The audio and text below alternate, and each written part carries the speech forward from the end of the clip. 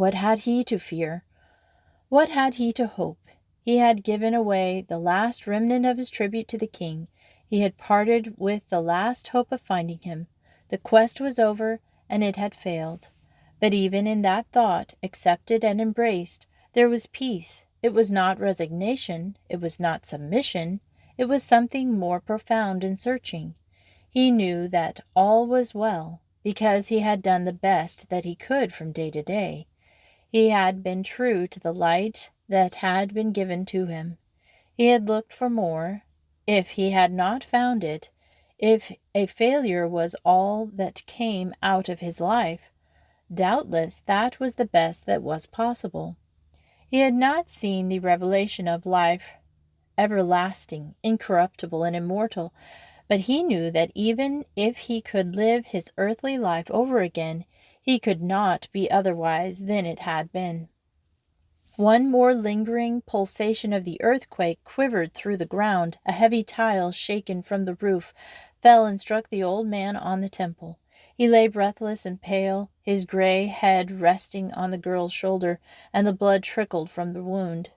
As she bent over him, fearing that he was dead, there came a voice through the twilight, very small and still, like the music sound from a distance, in which the notes are clear, but the words are lost. The girl turned to see if someone had spoken from the window above them, but she saw no one. Then the old man's lips began to move, as if in answer, and she heard him say, in the Parthian tongue, "Not so, my lord, for when saw I thee an hungered and fed thee, or thirsty and gave thee drink? When saw I thee a stranger and took thee in, or naked and clothed thee? When saw I thee sick or in prison, and came unto thee? 33 years have I looked for thee, but I have never seen thy face, nor ministered to thee, my king."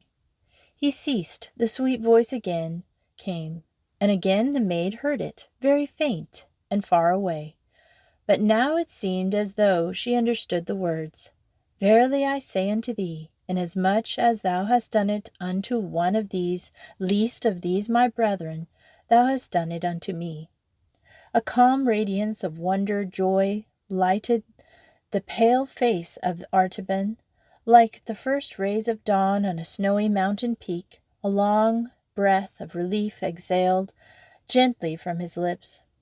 His journey was ended, his treasures were accepted, and the other wise men had found the king.